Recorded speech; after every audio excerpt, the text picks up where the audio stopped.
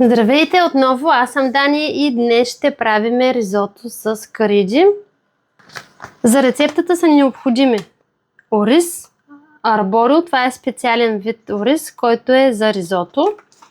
Едрозърнест, популярен, може да се намери почти навсякъде.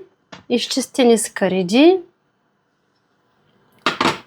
Взела съм си шалот лук, обелен, 2 скелетки чесън, купче бульон, зеленчуков, може пилешки, аз ползвам зеленчуков, вино, пармезан, чисто масло.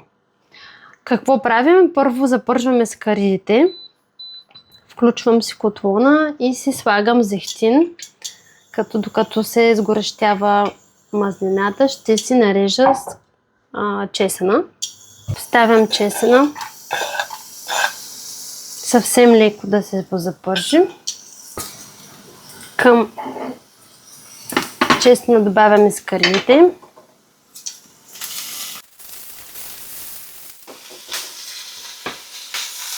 Разбърквам добре скаридите.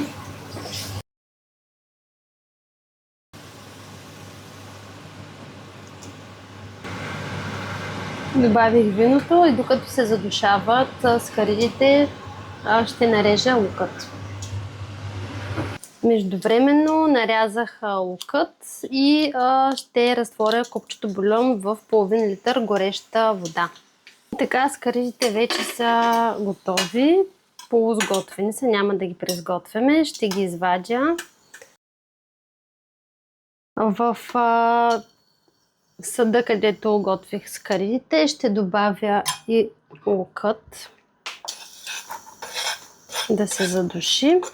Към него ще сложа и една чайна чаша измит ориз арборио.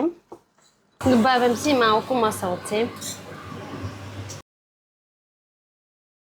Лука с чесъна се задушиха. Сега ще добавя измитият ориз. Съвсем леко ще го задуша в чесъна с лука и ще започна да добавям бульон. Ориза вече започна да се запържва и тъй като не търсим този ефект, започвам да добавям от бульона.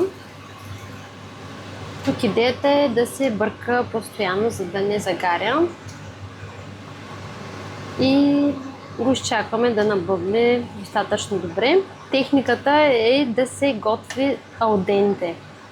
Водата започна да извира и ориза да набъбва, но все още не е готов, затова ще добавя още от бульонът. И продължаваме с готвене на ориза. И изсипах целият бульон, който беше около 500 мл.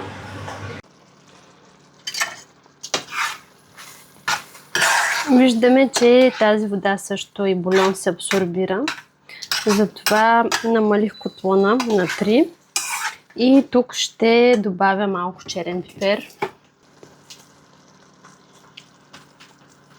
малко сол, съвсем леко, тъй като бульона има соленост. И ще започна да добавям чисто масло и пармезан. Тайната на ризото се крие в кремообразният му вид. Това се дължи на чистото масло и пармезана. Имам настърган пармезан. Ще започна да поставям. Започна да ухае много добре от пармезана. Ще добавя и скаридите.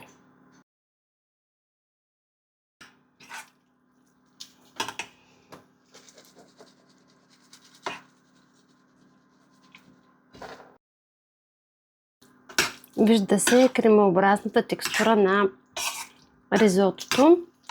Опитвам. Топ!